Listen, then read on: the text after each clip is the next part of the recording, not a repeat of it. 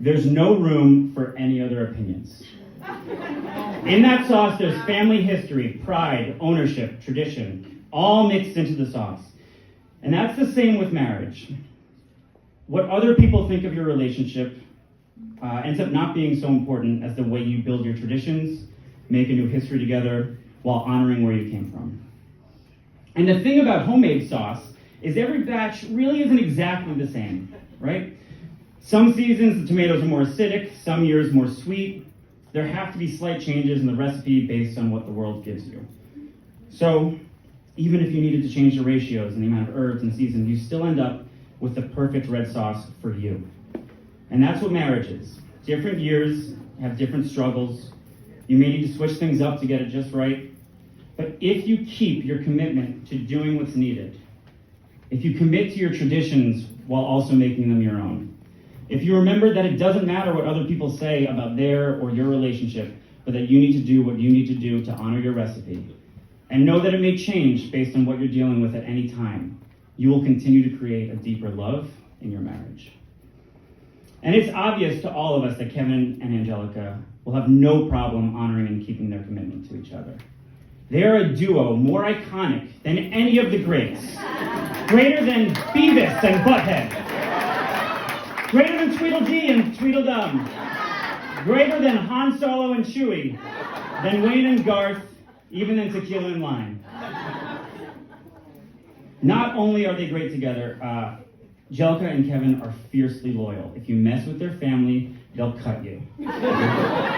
Can they be agents of chaos? Yes.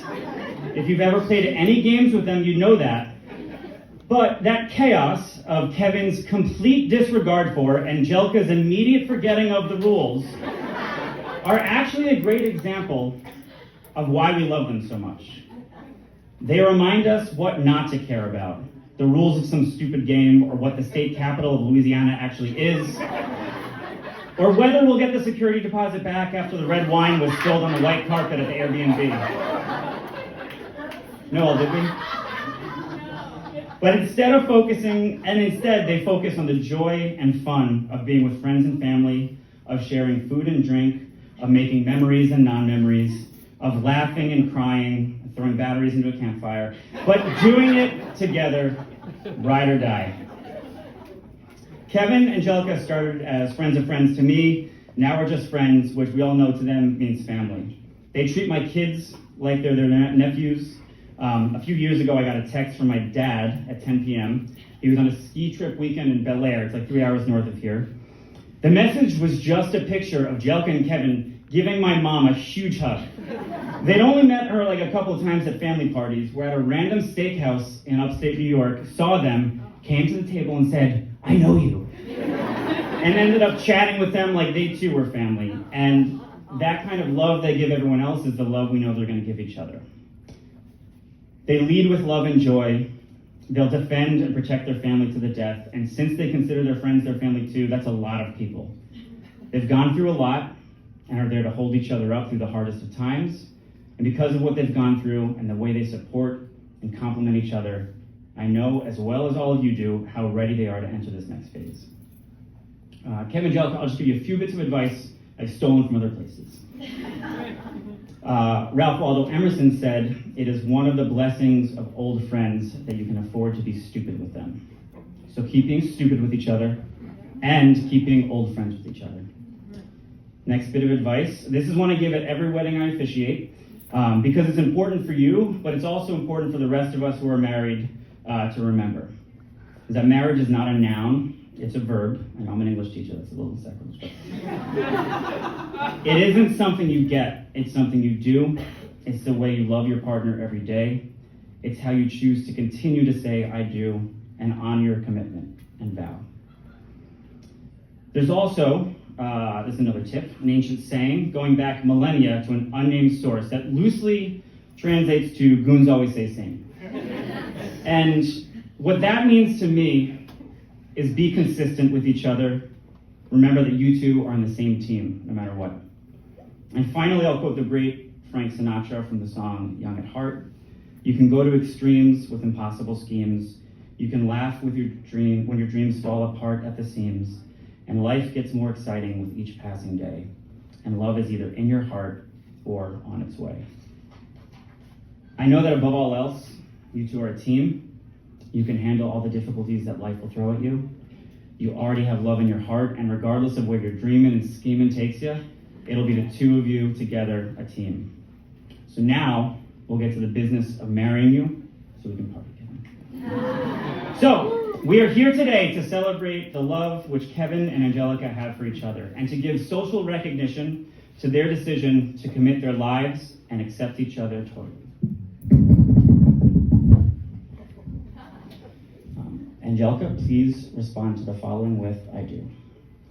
Angelica, do you take Kevin to be your husband, partner, and number one goon, to respect him in his successes and his failures, to care for him in sickness and in health, to nurture him and to grow with him throughout the seasons of his life? I do.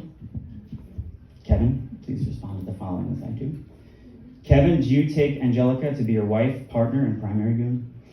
To respect her in her successes and in her failures, to care for her in sickness and in health, to nurture her and to grow with her throughout the seasons of her life? I do.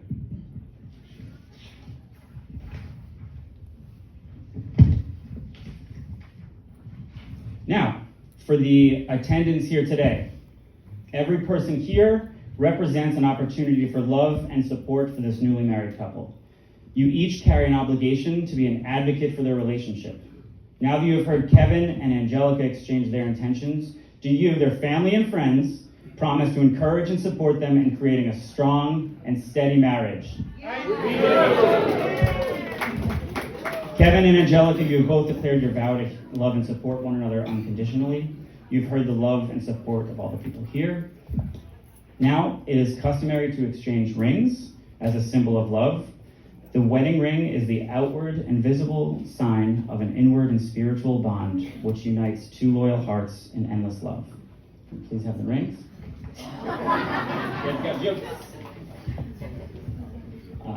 Kevin, we'll start with you. So if you can take Angelica's ring. There we go.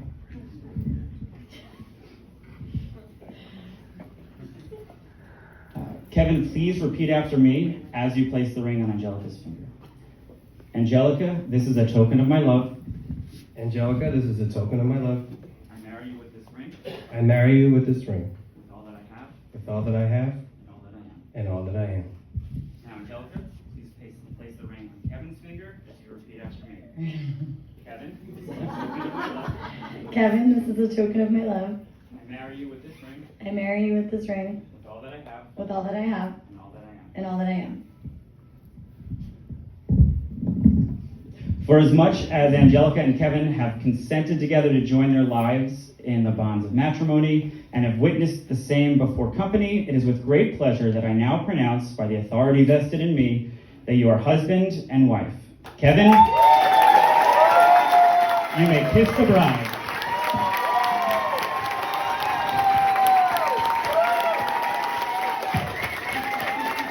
Kevin, Angelica, you're married.